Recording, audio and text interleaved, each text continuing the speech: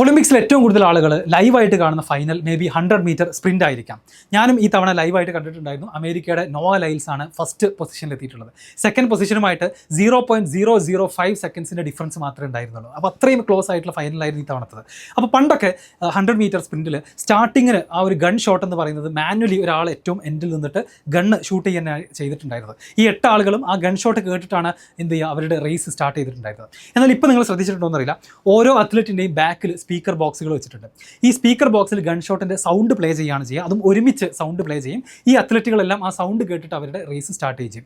ഈ ഒരു മാറ്റം വരുത്തിയതിൻ്റെ പിന്നിൽ ആക്ച്വലി ഒരു മാത്തമാറ്റിക്സ് ഉണ്ട്. നമുക്കറിയാം സൗണ്ടിന് ട്രാവൽ ചെയ്യാൻ ഒരു പെർട്ടിക്കുലർ സ്പീഡുണ്ട്. അതുകൊണ്ട് തന്നെ 8 ആളുകളുടെയും ഒരു എൻഡിൽ നിന്ന് ഒരാൾ ഗണ്ണ് ഷൂട്ട് ചെയ്യുന്ന സമയത്ത് ആ ഗൺ ഷോട്ടിൻ്റെ സൗണ്ട് 8ാമത്തെ ആളുടെ ചെവിയിലെത്താൻ കുറച്ച് ടൈം ഗ്യാപ്പ് ഉണ്ട്. ഏകദേശം 0.03 സെക്കൻഡ്സ് കഴിഞ്ഞിട്ടാണ് ആദ്യത്തെ ആൾ കേട്ട് കഴിഞ്ഞ് 0.03 അല്ലെങ്കിൽ 0.028 സെക്കൻഡ്സ് കഴിഞ്ഞിട്ടാണ് 8ാമത്തെ ആൾ ആ സൗണ്ട് കേൾക്കുന്നത്. എന്ന് വെച്ച് കഴിഞ്ഞാൽ ആ റിയാക്ഷൻ ടൈമിലും അതെന്ത് ചെയ്യും, അത് ഡെഫിനറ്റ്ലി അഫക്റ്റ് ചെയ്യും.